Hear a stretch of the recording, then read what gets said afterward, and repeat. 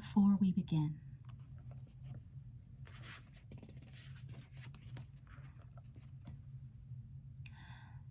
I'm needy.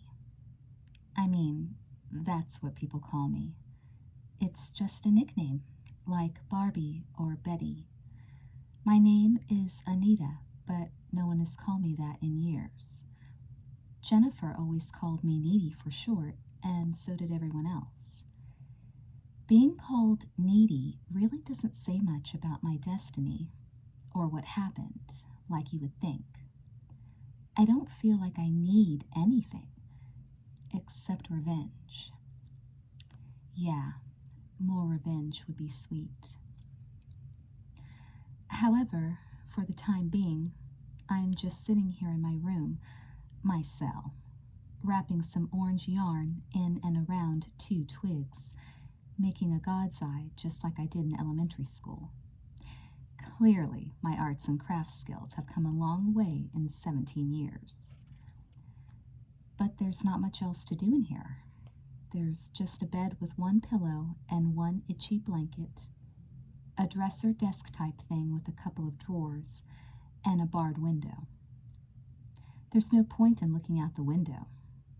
I already know there's a 9-foot tall fence with razor-sharp barbed wire across the top. It's not really like jail here. It's like juvie almost, a minimum security loony bin. They keep you doped up on meds, and if you do anything too nutso, they throw you in solitary confinement. Like the newspapers say, I'm in the Leech Lake Women's Correctional Hospital. And yes, the lake really is full of leeches. Totes gross. When I can't stand my own thoughts anymore, I read my mail. I get a lot. Letters, packages, photos, underwear. I think I get more letters than Santa Claus and Zac Efron combined. Well, I am kind of the shit. Sometimes the letters are from people who say they're praying for me. They tell me everything will be okay if I just accept Jesus Christ into my heart. I try saying prayers out loud, but nothing ever happens. Nobody comes back. Nobody gets off the cross. I don't know. I guess maybe I should have gone to church before. Occasionally I get presents from losers who saw my picture in the newspaper and want to marry me or something. They think they can take me away from all this misery. As if I'd really date some pervert with a hard-on for jailbait. Come on. I might be insane, but I'm not desperate. I keep Chip's picture on my dresser. You would think that I wouldn't be able to stand looking at it. But no, it's the opposite. I stare at it every day, trying to erase the last time I saw him, with his ribs exposed and his arm torn off and his guts spilling out on the ground. There's a knock at the door. Raymundo sticks his head in and says that rec time started 5 minutes ago. Bite me, Raymundo. He puts my pills on the dresser and closes the door. There's no reason for me to feel anything, so I always take my meds. Kinda takes the edge off. As I slip off my pajama pants to put on my gym outfit, I see the scars. I kind of like how they look. They give me a badass kind of edge. I take a minute to feel the puffy lines scoring my thigh. It was a hell of a fight. The gym shorts go on, and then my bunny slippers. Don't laugh. I think they're cute.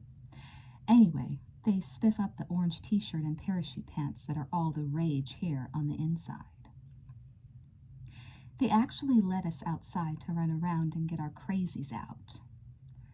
Opera music is piped over the PA system on the badminton courts.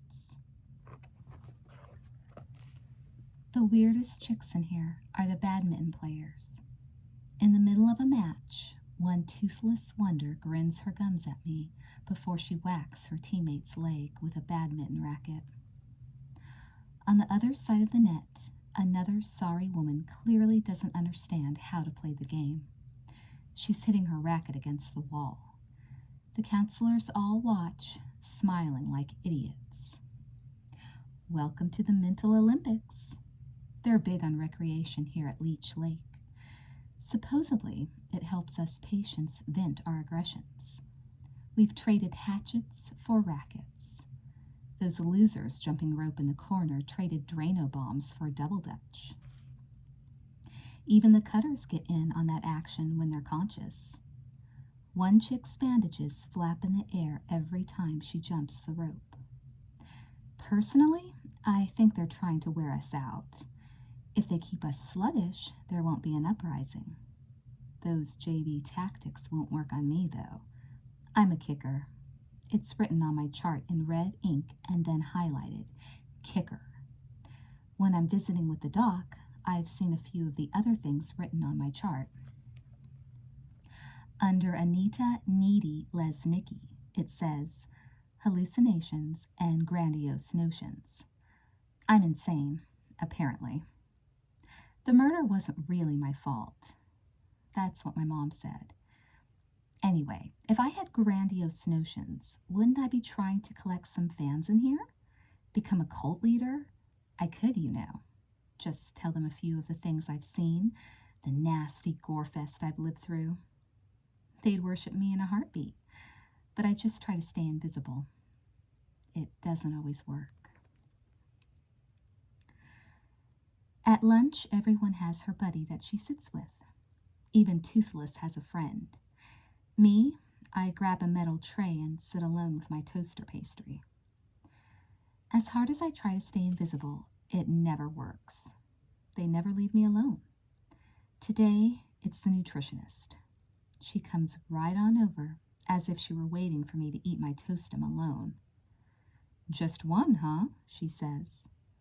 I like toastums. That's me, being invisible, not causing an argument, just waiting for her to go away. That's good, she says, but I'm not sure one toaster pastry can provide you with sufficient energy for your day. I'd recommend more complex carbohydrates. I don't know why. Maybe it's just that she's telling me what to do, or maybe it's that she's ugly, or that her voice is like nails on a chalkboard. But whatever it is, I snap. I go crazy. It happens a lot lately. I'd recommend you shut up, I scream as I jump up, spin my leg around, and deliver a quick roundhouse kick to her face. Still surprises me how fast I am. The nutritionist bitch is on her knees, broken nose bleeding. Everyone starts shrieking. 2 orderlies run over and grab my arms. I struggle against them long enough to hawk a loogie and spit it in the nutritionist's eye. This is all her damn fault. It takes another 2 orderlies to get me down the hall, screaming as I go. 4 big, burly men to wrangle little old me. I glance back at her once, just in time to see her spit out a tooth. I end up in solitary, of course. Crying. I suppose it's best for me to be in here. I don't really know myself anymore. I didn't used to be this cracked, I swear. I never would have hurt someone. I used to be normal. Well, as normal as any girl under the influence of teenage hormones.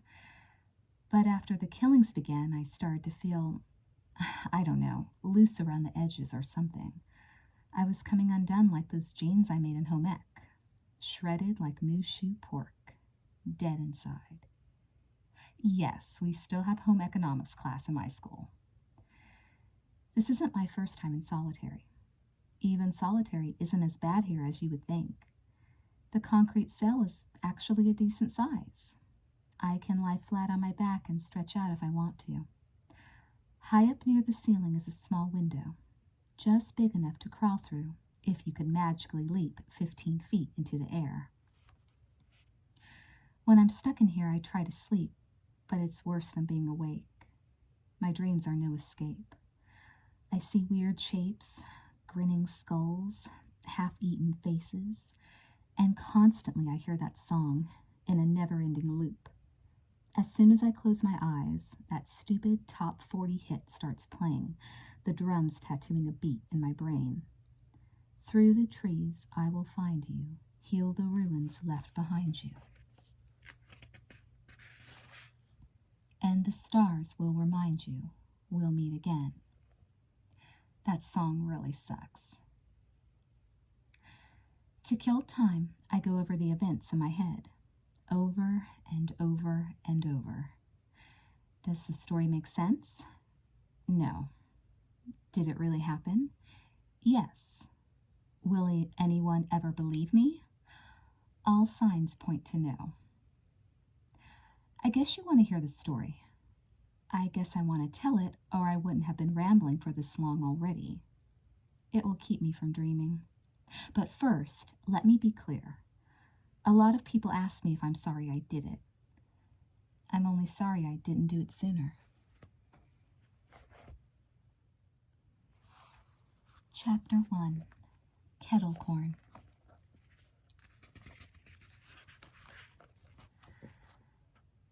The sign says welcome to Devil's Kettle. Pop 7036.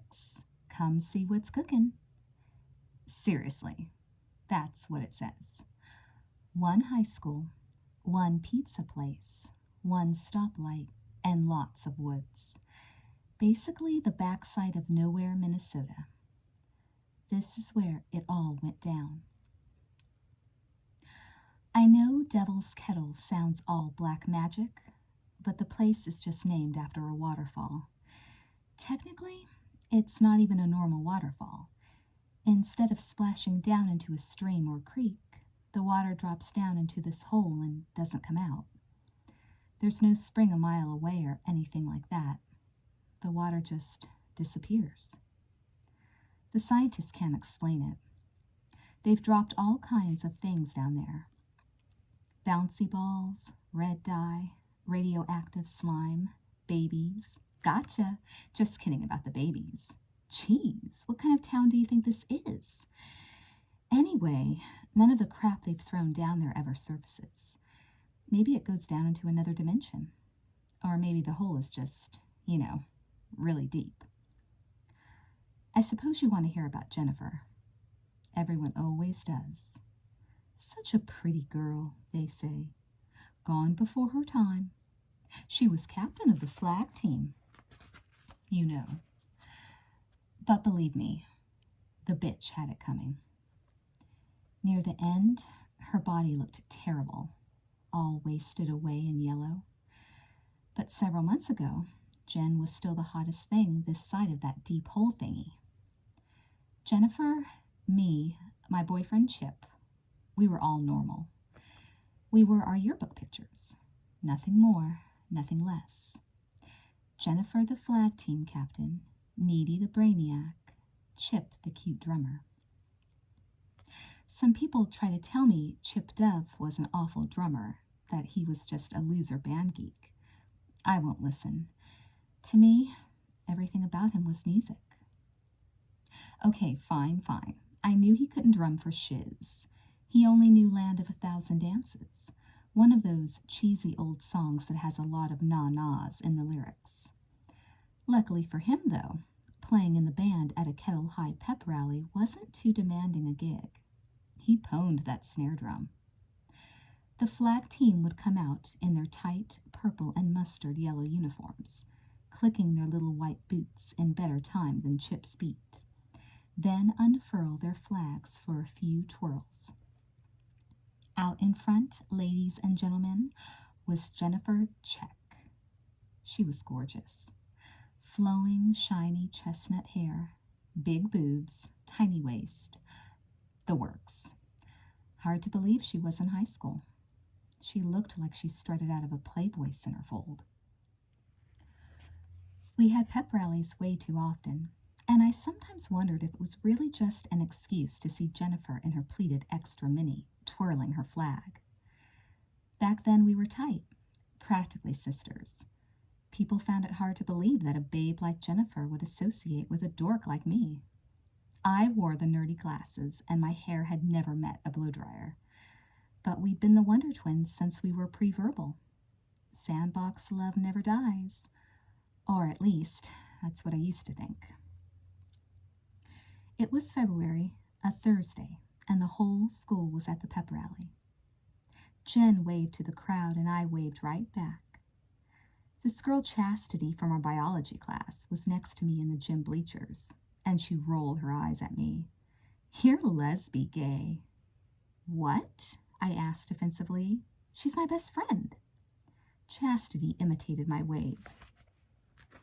You stare at her like you want to dry hump her, like hump her through your pants. Outer course. "Are you jealous?" I threw at her as I scratched my nose under my glasses. "Of what? That rich bitch?" "She's not rich," I answered. Poor Jennifer Check was far from rich, unless you counted wealth by notches on the bedpost. Well, figurative notches. She wouldn't actually scratch up her canopy bed. Later that day, I was digging a textbook out of my blue metal locker when Jennifer skipped up to check her hair in my magnetic mirror. "What's up, Monostat?" she smiled. "What's up, Vagisil?" was my standard reply. Jennifer looked away to watch the jock king Jonas Kozel pinch some girl's butt. Her perfect nose wrinkled in disgust. She had moved up from jocks to older men long ago. "You and me are going out tonight," she said, pushing up the sleeves of her cropped pink sweater. Her pink and white striped Henley was riding up, revealing her flat stomach.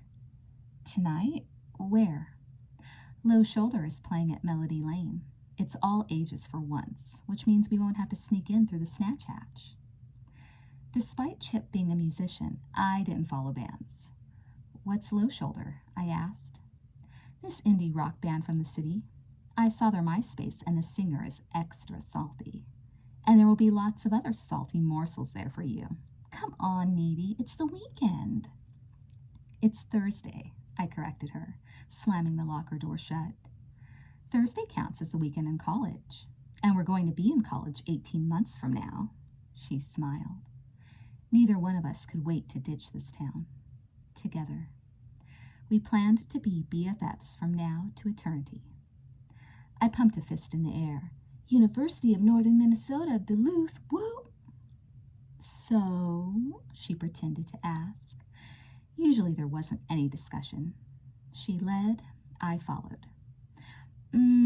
I can't." I looked away, trying to stay strong. She walked around me and gave me the big puppy eyes right to my face. "Please, please, you're a social disease." "I promised to hang out with Chip tonight, alone," I explained. Jennifer pouted and drew an X in the air in front of my face. "Boo, cross out Needy." I looked around to see if anyone noticed. I hated when she did that in public, but I also hated to say no to her. I really did want to just stay in with Chip, and I felt bad every time I canceled with him, but I knew Jennifer would get me to cave eventually. I decided to cut to the chase. I shrugged and gave in. "What time is the show?" I asked her. "I'll pick you up at 8:30. My mom has a date with that guy who owns the ham store, so she won't need the car." "He seems nice." She smirked. "Yeah, my mom says he's got a huge heart. So huge that he gives her a recurring bladder infection." Ew. She turned to go, but called over her shoulder. "Wear something cool, okay?" "Okay." I sighed to myself as she walked away. In Jennifer speak, the phrase "wear something cool" meant something very specific. It meant I couldn't look like a total zero, but I couldn't upstage her either. I could show my stomach, but never any cleavage. Remember all that crap I told you earlier about her boobs? I was being generous. I'd actually got the rack, but I had to hide it all the time, so Jennifer didn't feel like her status as #1 sex kitten was threatened. She always got top billing when we went out. No one put Jenny in a corner. Modeling in front of my dingy bathroom mirror, I tried on a few tops and rejected them all. Too low cut, too orange, too ratty. Finally, I settled on a plain black baby tee with a gray hoodie and wriggled my jeans down a little lower on my hips.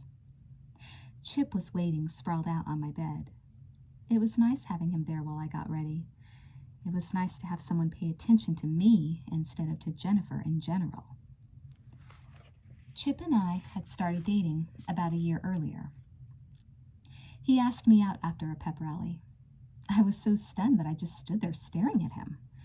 Jennifer told him yes for me, and then resumed pretending he didn't exist. So, in a weird way, I kind of owe her one. Not that she ever allows me to spend time with him. When I walked out of the bathroom, he raised an eyebrow. "Those jeans are hella low. I can almost see your front butt." "Chip, it's a rock show. This is my rock look." "But, I can see your womb." I sighed and yanked the jeans up as he kept talking. "I've never even heard of Low Shoulder. Which one is Jennifer stalking?" "The lead singer, of course," I told him as I picked up a brush and started working it through the snarls in my long, mousy blonde hair. I usually just pulled some of my hair off my face with a ponytail holder. My hair is too heavy to put all of it into one ponytail. Girls like Jennifer don't go out with drummers. "Thanks a lot," he said, pretending to look wounded. "No offense," I said. "I mean, she'd probably make an exception for a drummer who was also the lead singer. This guy is 22, so he could go to jail if he actually does it with her. But Jennifer says he's extra salty, so..." "Salty? You guys ever going to stop with your secret language?" "Salty means beautiful," I explained as Chip grabbed my waist and pulled me onto the bed. He nuzzled my ear. "Then you must be soy sauce, babe," he said. Then he kissed me. His lips were soft, and I kissed him back. His brown hair tickled my nose. He wore it a little long, but not too long. Just long enough that I needed to brush it out of his eyes for him sometimes. I miss making out with Chip. It was heaven. At least, the best thing I've ever felt, since I never kissed anyone else before or after. He nibbled on my lip and started undoing his belt buckle. Feeling guilty about leaving him alone, I tried to speak through the nibbling. "You sure you don't want to come to Melody Lane with us? They have free popcorn now. There's a popcorn cart." The belt was undone, and he was working on his zipper. "You promised we were going to hang out tonight," he mumbled. "I rented Orca. It's like Jaws, but with a harmless whale.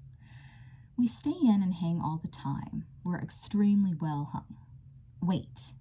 I stopped and pushed him off of me so I could sit up. I was like a pointer dog who scented a fox. "Jennifer's here," I told him. "How do you know?" he asked, reaching for me again. Then we both heard her from downstairs. "Needy, quit tamponing yourself and get down here." Chip looked freaked. "That's weird," he muttered to himself. I stood up and finished brushing my hair. Chip never did understand the bond Jennifer and I had. We shared a sacred sisterhood. "You always do what Jennifer tells you to do," Chip whined as he redid his pants. Well, maybe he understood more than I gave him credit for. Case in point. "No, I don't," I snapped, denying the obvious. "It's just that I like to do the same things as her. We have stuff in common. That's why we're BFFs." I pulled the heart-shaped necklace out from under my shirt and held it up for him to see. It said BFF right on it and had a little fake diamond. The truth was, I did think I wanted to do the same things as her. He just snorted. "You guys don't have anything in common." Now I was pissed. "Yeah, okay, Chip, whatev." I put my glasses on and stomped out of my room. I went downstairs to find Jennifer waiting by my front door. She was wearing a ton of makeup and little else. Standard wear for a Melody Lane outing. Well, okay, she did have her white puffy jacket on over her ripped purple tee and denim mini. The jacket had a fake fur collar. It was so cute. I always wanted that jacket, until it got covered in gore, anyway. She had topped off the look with a belt that had love written on it in studs. She dangled car keys in front of me. Guess who's got the whip until 11:30? A 2003 Chrysler Sebring, and it's all mine. You're lucky you get a ride with me to the club in style. She did a little hip gyration. Then she stopped when Chip came down the stairs behind me. "Oh, hi, Chip," she said. "Do you like puppies?" Then she grabbed her chest and thrust it toward Chip with a giggle. "I think you forgot, like, 2 buttons," said Chip, valiantly trying not to look, but unable to help himself. "I think she remembered 2 buttons," I said, as I stepped in front of her to cut off his view. Jennifer sniffed the air around me. "Have you guys been doing it?" "You're gross," I cried. I shoved her, and she shoved me back. We wrestled a little, and Jennifer's boobs almost came out of her shirt. When I saw Chip staring, I abruptly stopped. "Okay, let's go to the club," she said, her boy magnet superiority established. As I locked the front door, Chip tried to pick a fight. "Melody Lane is not a club, it's a bar," he said. "In fact, it's barely a bar. It's like a bingo hall with taps." "Eat me, Chip. You're just Jell-O because you're not invited," said Jennifer. "I'm not Jell-O," he cried as he followed us to the car. "That place is gross. Everyone there has a mustache." "You're totally Jell-O. You're lime green Jell-O, and you can't even admit it to yourself." We jumped into the car, and Jennifer started the engine. I rolled down my window and waved goodbye to Chip, but he was still yelling at Jennifer. "Stop kidnapping my girlfriend," he called as we peeled out of the driveway. Poor, sweet Chip. I should have stayed home and made out with him. I should have watched Orca. I should have stopped Jennifer from going to Melody Lane. If I had, all those people wouldn't have died.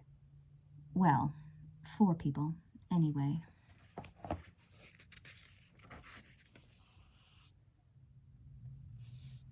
Chapter 2. That's Hot.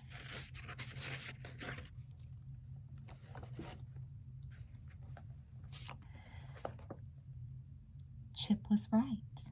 Melody Lane Tavern is definitely not a club. Clubs are for attractive people in the big city. Clubs have DJs and champagne. All Melody Lane has is a broken jukebox and the sticker toilet. The neon sign was flickering as we walked across the gravel parking lot to the front door. The place was basically a rickety wooden shack at the edge of town, decorated with hubcaps. The guy at the door drew big black X's on the back of our hands. Jennifer eyed hers in distaste. She didn't like being crossed out. Inside, it was dim. We watched the bartender pass a case of beer across the counter to some dude in a torn t-shirt. "I can't wait until I'm old enough to get wasted," Jennifer said. "Have you ever had peach-flavored boons?" "Yeah, it was awesome," I lied. "It's disgusting," she argued. Then she cringed a little as one of the football players from school walked by, staring at her chest. "Hi, Jennifer. You look pretty," he said. "What up, Craig?" Jennifer rolled her eyes. Once he was far enough away, she elbowed me and said, "He thinks he's cute enough for me. No wonder he's in retard math." "Right," I absently nodded. Looking around, I recognized a kid from school. "Hey, it's Amit from India, the foreign exchange guy." Jennifer's eyes followed the direction of mine and crinkled in irritation. "Why'd they order him again?" she asked. "I think Principal Lundquist thought it would be good for, diversity." She rolled her eyes. "I can't believe we traded a cute hockey player for that." I shrugged. "He seems okay," I argued.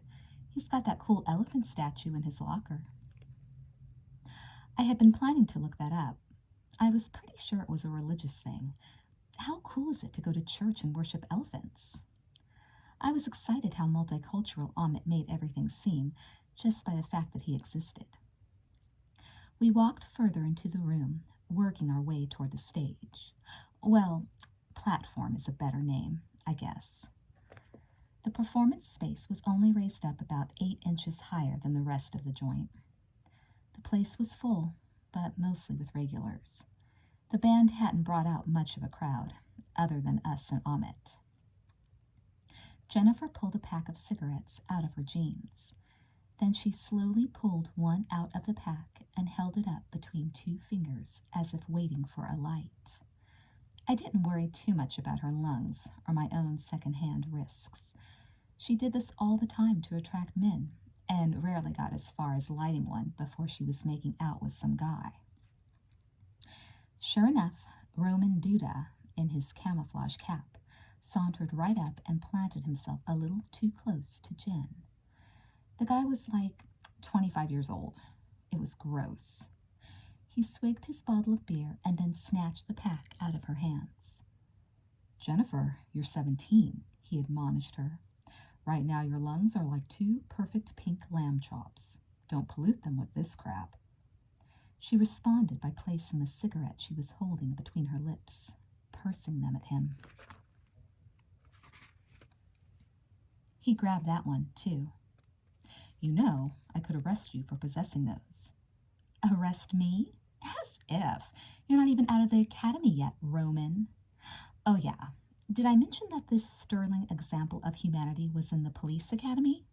Soon to protect the good people of Devil's Kettle. I doubted he could protect a mouse from a cat, or an overly horny teenager from herself. 2 more months, he crowed, then I'm on the force for reals." Jennifer leaned in and whispered, "You gonna cuff me?" Then she rubbed up against him. I looked away. I knew she had slept with him, but I tried not to think about it. I'm not a prude, but the whole thing was creeping me out. Roman groaned a little and whispered back, "Don't do that here. I gotta keep my nose clean." "Look," I cried, signaling a convenient distraction. "There's the band." They looked like your typical indie rock wannabes. There were 4 of them, a lead singer, a drummer, a bassist, and a guitarist. They were so skinny I could count their bones. Their hair hadn't been washed in weeks, maybe the entire tour, and they were each wearing ripped jeans or cargo pants with tight t-shirts. The lead singer was definitely salty, though. He had a brown tee on over a white long john shirt. His jeans were very tight, and he had these enormous, intense eyes, like pools of ink. He looked dangerous. Next to me, Jennifer seemed to agree. "You can tell they're from the city." She nodded at the rest of the crowd, who were mostly good old boys in cowboy boots, spilling a little gut over their worn jeans. Roman eyed them suspiciously. "They look like a bunch of—" "You would say that," Jennifer cut him off. "You're such a small-time gomer.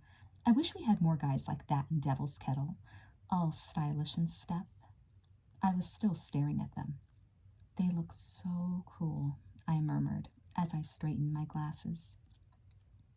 I watched the guitarist pull his sleek guitar out of its case. He looked up and caught my gaze. He licked his lips. I was frozen in place. I swallowed. "Hey, I think they need 2 groupies," Jennifer said, grabbing my arm. "Come on." "It'll be like Almost Famous. I'll be Penny Lane and you can be that other girl." "No," I said automatically. I was having a difficult time breathing. "Don't be JV needy. They're just boys. Morsels. We have all the power." She swung me around and looked me in the eye. "Don't you know that?"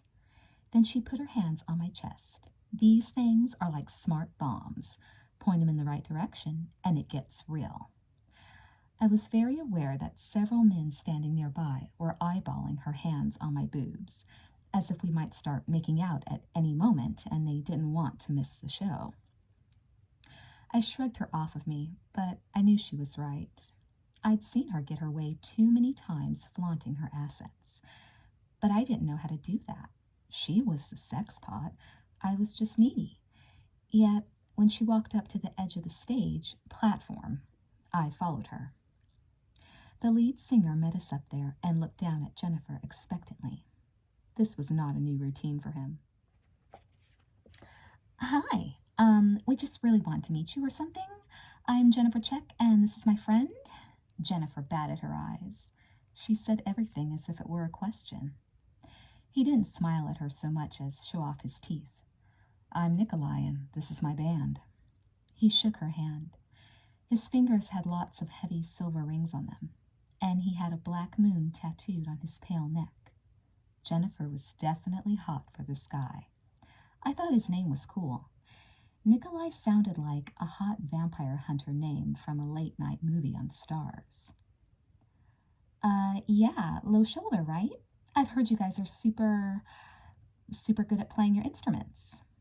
Now, Jennifer had one major thing going for her, and it wasn't her looks. It was guts. She was the bravest girl I ever knew. She would march right up to whomever and get her way. She was just like that. She didn't really have anything to say to this guy, but she managed to spit out enough words to get him to notice her. Then her puppies pretty much sealed the deal. Okay, so I guess she did have two major things going for her. But she had gumption, no question. The guitar is pretty much an extension of my body at this point, said Nikolai. I finally thought of something to say. Hey, if you don't mind my asking, why did you want to play all the way out here in Devil's Kettle? You live in the city, right? I felt it was a fair question. We were, in fact, on the backside of nowhere. Nikolai finally turned his black pool eyes to me. Yeah, he answered, but, I think it's so important to connect with our fans in the crappy areas, too. Fair enough. That's amazing. Can I buy you a drink? Asked Jennifer. Clearly she wanted to move this along. But seriously, how was she going to buy a drink? We had huge black X's on our hands.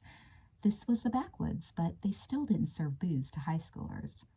They make this great 9/11 tribute shooter. It's red, white, and blue, but you have to drink it fast or it gets all brownish. Nikolai winced a little. Sure. I'll be right back. Jennifer bounced away to the bar.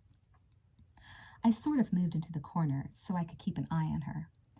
I didn't really know what else to say to Nikolai anyway. His eyes were seriously freaky. A tall guy in jeans and boots played a Loretta Lynn song on the jukebox. Someone must have finally fixed the thing. Then a couple started two-stepping right in front of the band. They were going all country as if despite the rock guys. The bassist walked over to Nikolai, and the two started murmuring to each other. I couldn't help but listen in. Hey, don't judge me. There was nothing else to do. Watching Jennifer flaunt her chest at the bartender wasn't very exciting. Dirk, what about her? Asked Nikolai. My pulse speeded up. Did he mean me? Who, Jan Brady? Yes, they were talking about me. I sucked in my stomach and tried to look sexy.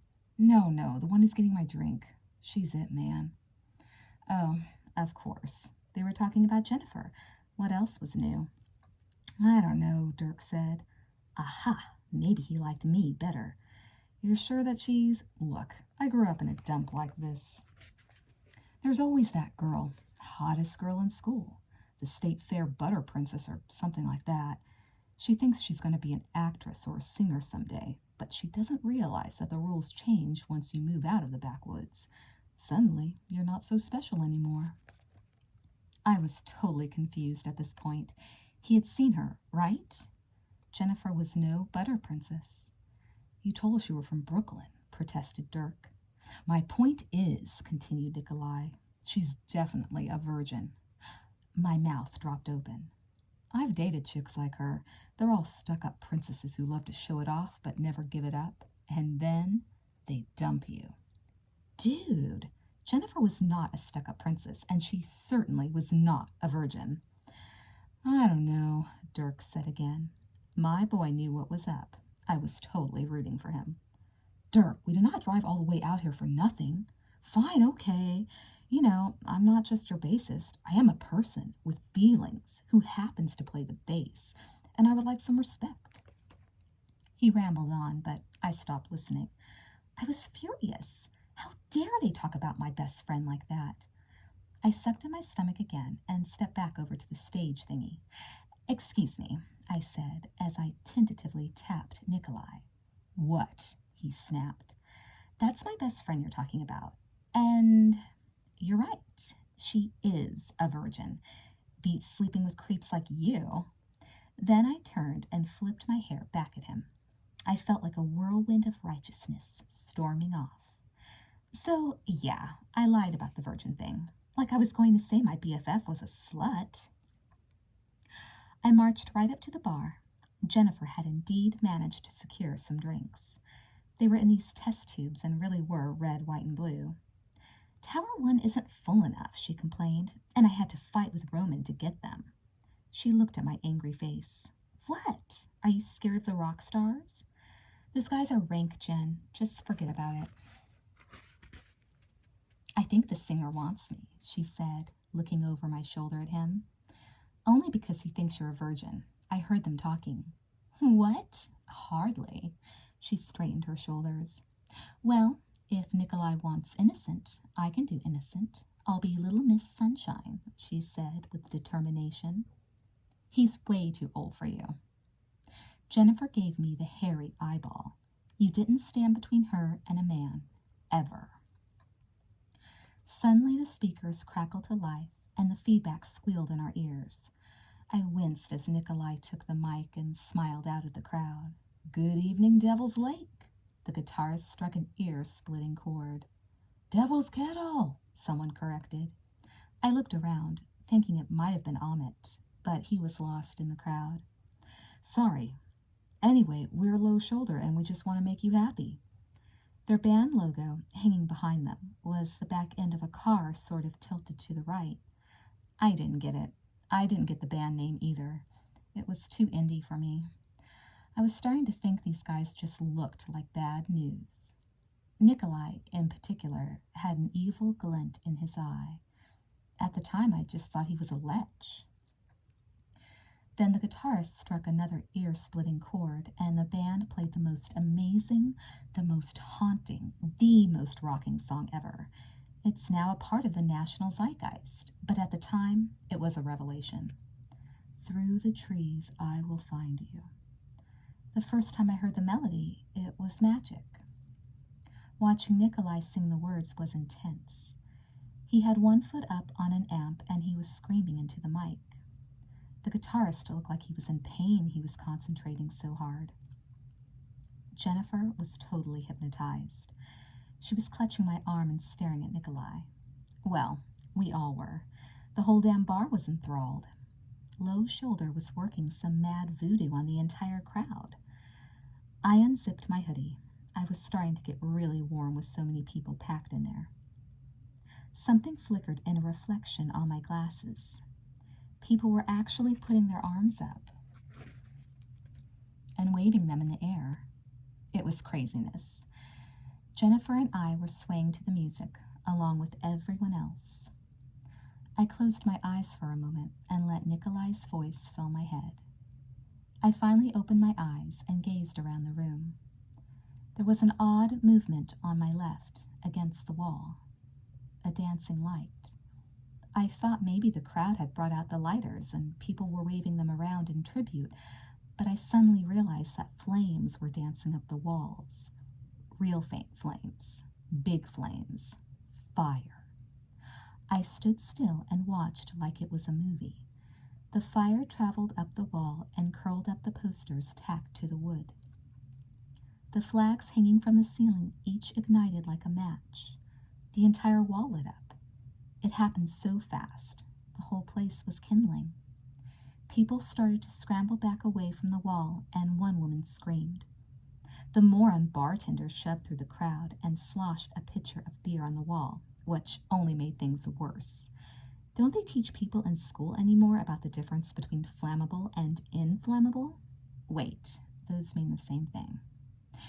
Everyone finally caught on that the place was ablaze. People stopped swaying and humming along and stood there in silence. It was eerie, the way we all just waited for something to happen, waited for the fire to grow. The band finally noticed that they'd lost their audience, and they abruptly stopped playing. We all listened to the crackle of the fire as it ate its way over to another wall and started across the ceiling. And do you know what happened at this crucial juncture? Pay attention, this will be important later. I was there. I saw them. This is exactly what the illustrious members of the band Low Shoulder did. They ditched their instruments and ran away. Amps and guitars were abandoned as the musicians made a hasty exit, except Nikolai. He kind of stood there, smiling. The guy was weird. He surveyed the room and the fire, and he glanced at Jennifer. He looked, I don't know, like all was well, like he was satisfied with these events. Then he ran, too. I repeat, Low Shoulder ran away. The band's exit finally broke the spell. The bar patrons lurched back to life in a panic. Chaos ensued as everyone stampeded for the front door. The only door. The flames spread, and a blonde woman's hair caught on fire. She howled and fell to the floor, lifting her denim jacket up to beat her head with it. A guy leaped over her to get to the door, never even looked down. The acrid smell of her burning hair hit my nostrils and finally snapped me out of my trance. Next to me, in the middle of the insanity, Jennifer stood still, like the eye of the storm. I know where to go. I grabbed Jennifer and started to pull her toward the bathroom. It was like dragging a mannequin. She was still mesmerized or whatever, and her limbs didn't bend. She said, as if she didn't notice the giant fireball we were in. Come on, the snatch hatch! I elbowed a few drunks weaving the other way as I hauled Jennifer with me to the back of the bar. We crammed into the tiny bathroom, the one that said ladies on it. I stepped into the sticker toilet, which already had a Low Shoulder sticker on it, and dragged Jennifer up with me. I teetered on the toilet as I boosted her up through the small window. Normally we went into Melody Lane this way, but that night it was the only way out. I pulled myself up and through the hatch after her. We thumped into the grass and then stumbled away from the building. I looked back at the bonfire behind us and knew there were people still in there. There were men and women tumbling out of the door, but they were obviously climbing over bodies to get out. Climbing over people like the blonde woman whose hair was afire. People were being crushed to death. I covered my face. I couldn't look anymore. But I could hear screaming. So much screaming. Some of it may have been my own. I heard sirens. I heard the crunch of bones and the whoosh of the fire as it burned through them. Pops went off like firecrackers. It was people burning. I knew it. I could hear gasping right next to me. Jennifer fell on me, coughing. Her tights were ripped from going out the window, but she still had both of her gray ankle boots on. Her own gold heart BFF necklace glinted in the light of the fire. I hugged her tight and held on. It's okay, I whispered. We made it out. You're going to be okay. Suddenly, a skinny hand gripped Jennifer's shoulder. It was Nikolai. Thank God you're all right, he declared. I've been looking all over for you. I could not believe this creep was actually still trying to hit on her. Maybe you should try to find your band, I hinted. Those guys? He waved his hand. They were the first ones out the door, ran for the van like a bunch of Marys. See? He even admitted that they ran. I glared at him as more screams rose from the burning building. Jennifer flinched and covered her ears.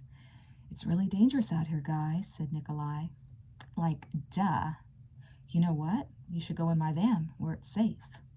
What? I shrieked. He wanted us to get in his perv van? He spoke to me like I was deaf. Dangerous. Van. Safety. Let's go. Jennifer pushed away from me and fell into his arms. Okay, she murmured. You're in shock, Jenny, he cooed at her as he put one arm around her and reached into his pocket with the other. He pulled out a flask. Here, drink this. Of course, she took a swig. My BFF never turned down free alcohol. Aren't you a little freaked out about this? I yelled, trying to speak his language. What about all your speakers and amps and stuff? They're probably melting, and when you get to the next stop, you'll have to do, like, a crappy acoustic set. Nobody likes that. We'll be able to get new gear soon enough. I have a feeling we're going to blow up. I wasn't sure if he meant the band or the building. I pleaded with Jennifer. Let's go, Jen. Yes, let's go to my van, said Nikolai. and he steered her toward a dingy white van that was parked down the road from Melody Lane. The windows were black, and I couldn't see inside. I couldn't tell if the rest of the band was in there or not. Jennifer was slurring her words now. I want to see your cool van. Come on, Edie, let's go to the van. Jeez, what was in that flask? Why? Why should we? We have to get the Spring. We can go to El Ojo and get Northwood's nachos with extra badger sauce. Please? I'm starving. She was always up for nachos.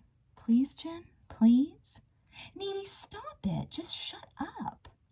My best friend got into a white van with the lead singer of Low Shoulder, a guy who seemed pale and twisted and evil, like this petrified tree I saw when I was a kid. He turned as he helped her into the passenger side. I swear he bared his teeth at me and growled. I didn't follow. I turned and ran away into the woods as Melody Lane exploded behind me. I was never as brave as Jennifer. Chapter 3. The Midnight Munchies. I ran all the way to my house. I almost burst into tears fumbling with my keys at the door. I just wanted to be home. I didn't stop running until I reached my room. I flipped the light on and gasped for air as I stood there for a moment. I went into the bathroom and gulped water out of the sink. That's when I saw myself in the mirror. My face was sooty, flakes of ash were falling out of my hair, and my clothes were ripped. My brain started to process the enormity of what happened. I went back to my room, grabbed my cell phone, and hit the speed dial. Mumbled Chip. Guess he went to sleep instead of watching Orca alone. Chip, Jennifer's gone. She ran off with that rock band, and Melody Lane burned down. Oh my God, Chip. More ash fell out of my hair as I paced the room. Like, burned down? To the ground? Is everyone okay? I started laughing uncontrollably, which turned into sobbing. No, I think they're mostly dead. You're okay, right? Yeah, I sobbed. We went out the snatch hatch. What? Get with the program, Chip. You know, that bathroom window where all the underage girls sneak in? But everyone else was trying to use the door. It was like a total stampede. The people who fainted got run over and you could hear the bones breaking. There was all this screaming and popping like a million firecrackers going off at once. And the people on fire. It smelled like... I finally shut up. I couldn't breathe and sob and talk all at the same time. This is crazy. Again, like, duh. I sat on my bed, trying to catch my breath. I looked at the picture on my nightstand of me with Chip and Jennifer. Crap. What were those losers doing to her? But Jennifer's still with those creeps. They took her away in this spooky van with the windows all blacked out. Did you get the make and model? Oh, now he was going to get all law and order on me. Who remembers things like that? I don't know, an 89 rapist? We have to find her. Who cares about Jennifer and those douchebags with their douchebag haircuts and their mascara? People just burn to death in our town. Oh, Chip, you and your hometown pride. Just then the doorbell rang. The sound was so shrill it was like a siren in my ear. I started whisper shrieking into the phone. Cheese and fries! Someone's here! I'm alone, Chip. I'm freaking out. Where's your mom? Swing shift. Stay on the phone with me, okay? Okay? Okay. I ran to the stairs and then stopped short at the landing. I didn't hear anything but our pet ferret scratching around in his cage. Hush, Spectre, I told him. I tiptoed down step by step, cringing at every creak, and then slowly felt my way through the dark, shadowy kitchen by running my fingertips along the Formica counter. The damn fridge was humming louder than a buzzsaw. I moved into the hallway and looked toward the front door. I couldn't see anything through the front door window pane. I slowly approached the door and looked out. Nothing. I flipped the light on outside. The porch was empty. I flipped it back off. Okay, there's no one there, I said into the phone. That's really strange. Maybe I'm going crazy. I'll call you back. Hey! I snapped the phone shut. Who had rung the doorbell? I opened the hall closet and poked my hand in and moved the coats around. A tennis racket fell out and I jumped a foot into the air, but no one was hiding in there. I closed the closet door with a soft click. What the heck was going on? This was the weirdest night of my life. I listened to the fridge hum. Suddenly I realized there was another sound in the kitchen. A drip, drip, drip. I turned around. Nothing. I took a couple steps into the kitchen and listened. Now the sound didn't seem to be in the kitchen, but back by the front door. Drip, drip, drip. I rolled around, flipped the light switch, and looked back down the front hallway. Standing there, just inside the door, soaked in blood, was Jennifer. She looked like a nightmare. Her white, puffy coat was now dark red, and her right blue boot was twisted up at a weird angle, as if she'd hurt her ankle. Her hair was matted, her shoulders were hunched up, and her face tilted down toward the floor. Jennifer? She didn't say anything, but I could still hear dripping.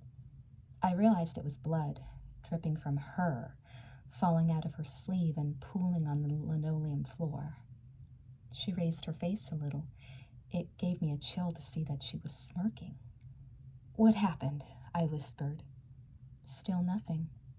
She looked down at the drips, as if contemplating the fact that her blood was leaving her body. Then she looked up and stared at me again. Jen? She abruptly walked by me and went toward the refrigerator. I jumped when she moved and automatically backed away. It was like the boogeyman decided to pay me a visit, except it was Jennifer, my BFF. My mind started racing. I needed to do something. I needed to call Chip, my mom, Jennifer's mom, 911, someone. She was clearly injured and needed a doctor, stat. But then Jennifer did something unexpected, if anything could be expected at this point. She opened the fridge, and against the light of the bulb inside, I watched her pull out a roast chicken and drop it on the green linoleum floor. She hunkered down into a crouch and started tearing off pieces of chicken and cramming them in her mouth. It gave new meaning to the phrase midnight snack. I said the first thing that popped into my head. Jen, my mom got that chicken at Boston Market. I'm not supposed to. She screamed. Screamed. My hair stood on end. I sort of fell back against the kitchen table. I reached behind me and clutched a chrome chair for support. Then it got worse. She vomited, and it wasn't chicken. Black gunk spewed out of her mouth, jerking her whole body with its force. This was not just bile. Jennifer upchucked the most disgusting, foul substance I've ever encountered. It was thick, black, and oily, and it smelled like a dead possum that had been rotting in a trash barrel full of badger sauce for a week. There was a ton of it, at least a gallon, maybe 3. Then the black stuff began to move.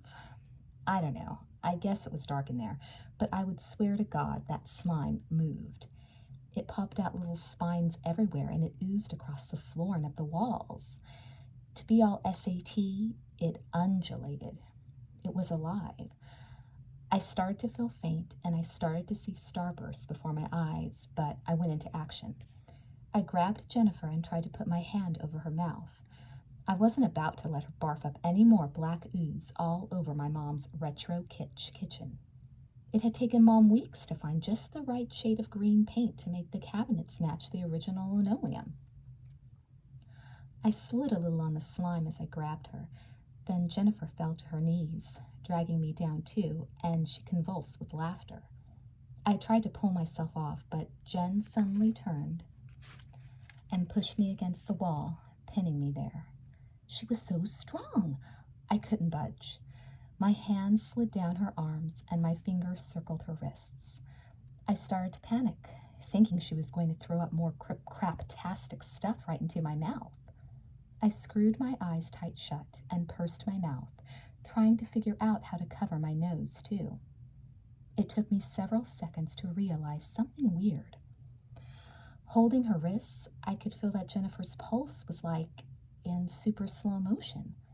What? Jennifer moved her face close to mine and then bent her head to nuzzle my hair and my earlobe. Don't get the wrong idea here. It was so not lesbian. It was something else entirely. It was a wild animal preparing her dinner. I felt her lips against my neck, and I could feel my own artery throbbing as my heartbeat raced faster. I felt her lips part and the tips of her chompers on my skin.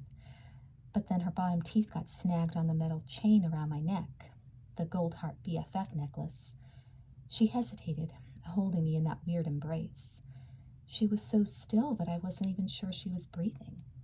Then she shoved me away and ran down the hallway to the front door. She was gone. I couldn't believe what had just happened. I mean, seriously, what had just happened? Maybe it was a dream? A hallucination? I pinched myself. Yep, I was awake.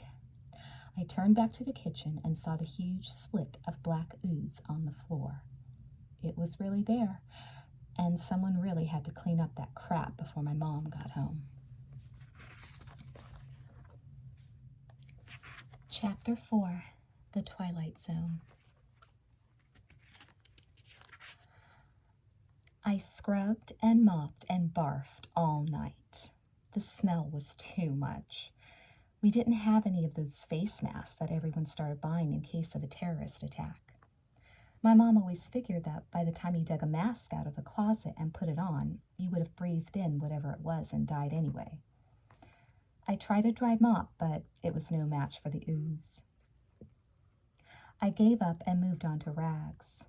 It took all night. What I really needed was an industrial wet vac. I saw one on cable once. At least the stuff wasn't moving anymore, if it ever had. I wish the whole thing was just a matter of an overactive imagination. But a trash bag full of mop cloths and blackened rags proved otherwise. The next day, I was on automatic pilot as I sat down in biology, hurting. My ribs were bruised, either from the snatch hatch or from Jennifer's crushing hug. Both, probably. Even with my glasses on, everything looked blurry. Word had spread about the fire, but even respect for the dead couldn't keep the girls in my class quiet, and I didn't have the strength to turn around and glare at them. I heard Needy and Jennifer were there, and they had to fight their way out with a machete, whispered a blonde behind me. Look, she's not even moving, answered her friend. It's called post-traumatic stress disorder, the blonde said a little louder. My dad was in Operation Enduring Freedom, and where's it at, Monostat? It was her. It was Jennifer, standing in front of me, in front of my lab table, smiling brightly, looking as if she didn't have a care in the world. For a second, I just stared at her. I basically thought she had run off to die. I assumed I would never see her again. She was dead. Yet here she was, shiny hair, cute yellow and white striped hoodie, standard denim mini with a white plastic belt. Topping it off was a too cute little rubber ducky keychain dangling from her zipper. You're all right? Yeah, why wouldn't I be? She asked. But last night, at my house, you were... She waved her hand at me. Needy, you're delusional. I got a little banged up when you dragged me through that window, but I'm fine. Dragged her? I saved her life. We had to go out the window. The bar was like engulfed in flames. She sat down next to me and rolled her eyes. You do have a tendency to overreact. Remember at camp when you thought there was an earthquake and it was really just two guys with a ghetto blaster? The two hoes behind us snickered, and Jennifer acknowledged their attention with a smile. A lot of people died, Jennifer, I hissed, awake enough now to throw a death stare at the hoes. They burned to death, or they choked, or they just got trampled. More than half of the people there didn't make it out. It's like all over the news, national news. Kids are dead. Anyone we know? We know everyone. She shrugged. Sucks to be them, I guess. Then she proceeded to dig into her knockoff pleather purse and pull out some lip gloss. She applied it and smacked her lips together. What's wrong with you? What's wrong with you? She countered. I mean, besides the obvious surface flaws. I rubbed my eyes and then looked down at my hands. There was blood and black stuff underneath my fingernails. I knew it was real. I'd been up all night scrubbing the carnage off the linoleum. I couldn't figure out why she was acting like nothing had happened. Shoot. I didn't realize I said it out loud. Don't talk to yourself, Jennifer scolded. It's one of your more freakish, needy behaviors, and it makes us both look like gaylords. I turned to her and held up my nails, willing her to look at the dried blood. Before I could plead with her to act like a human being, she wrinkled her nose. Ew, you need a manny bad. You better have someone buff your situation. Just then, Mr. Robluski entered the class, shuffling to the front of the room. The teacher had a robot claw hand that was totally creepy. No one knew for sure what had happened to his real hand. I'm sure those of you who made it here today have all heard the news about the devastating fire, he began. This is a dark, dark day for Devil's Kettle, and believe you me, I've lived through some heavy stuff. His claw lifted into the air a little. We all stared at it. There was a sob from the back of the room, and I turned around to see Jonas Cazell crying like a baby, tears wetting his swimsuit model-covered notebook. Jonas, the biggest hulk of a football jock Kettle High had, wasn't well endowed in the brain department. I knew him, but only a little bit. He lived right next door to Chip. Jennifer snorted, trying not to laugh. I glared at her. The administration here has decided that today will be an unstructured day of support and remembrance. We've lost 8 precious students, including Amit from India, several parents, and our beloved Spanish teacher, Senorita O'Halloran. He got a little choked up on the last bit. I blinked a few tears myself. For Amit. No way, said Jennifer. O'Halloran ate it? Shh, I spat at her. Mr. Robluski recovered through to continue. This tragedy is obviously beyond measure. More than ever, we need to band together and draw strength from each other. Put aside your teenage concerns about who's a cool dude or who's a hoe. We need to come together and function as one giant unit. Next to me, Jennifer started to giggle and tried to disguise it as a coughing fit. It was a poor choice of words, Mr. W. Several minutes went by in silence as he fished a tissue out of his pocket with his claw and then dabbed his eyes. Suddenly he cried out, We can't let that damn fire win. I waited for it. It already won, cried Jennifer. God bless you, kids. The teacher smiled and sat down, weeping. Jonas was now blubbering uncontrollably. A tiny nerd leaned over and hugged Jonas. Probably the only time I was ever going to see that happen. Oh, look, they're united in grief, commented the one next to me with the cold, cold heart. The bell rang and I was out of there fast. I had to talk to someone normal, someone who would tell me I wasn't crazy. I ran down the hallway and around the corner to Chip's locker. Thank God he was there. He was shoving some drum mallets into his backpack. He looked up when I halted just shy of slamming into him. No band practice today, he said. No anything today. It's surreal, right? He shook his head. I mean, when just one person dies at Devil's Kettle, it's like time stops. I leaned on him. I feel guilty just breathing, I said with a sigh. Word. Chip shut his locker and slung his backpack over his shoulder. It was nice to have someone understand, but I needed him to understand all of it. I followed him as he started walking down the hallway. Chip, I need to tell you something kind of weird. It's about Jennifer. What? I stopped him and pulled him over to the wall so I could talk in a library voice. You know last night when we were talking and someone came to my house? It was Jennifer, but she didn't say anything. She just stood there, smiling at me, but a bad kind of smile. She looked like she'd been beat up or shot or something. She was all bloody. And she barfed up this disgusting prickly stuff that was like roadkill and sewing needles all mixed together. I shuddered a little. Bile rose in my throat just thinking about the smell again. Yuck. Like those porcupine meatballs my mom makes with the rice sticking out? Yes, like almost that bad. Seriously, you have not heaved until you've been forced to eat his mother's meatballs. It was probably because she inhaled a whole bunch of smoke, suggested Chip, trying to be sensible. No, I shook my head. It was something evil, and I knew that it was. I mean, the stench of that black stuff, it was worse than a skunk or poop or anything natural. It really was something most foul. You might want to talk to the school shrink, Needy. I'm not saying that to be a dill hole. I'm actually kind of concerned. He patted my arm. Chip, I don't tell whoppers, and I'm not crazy.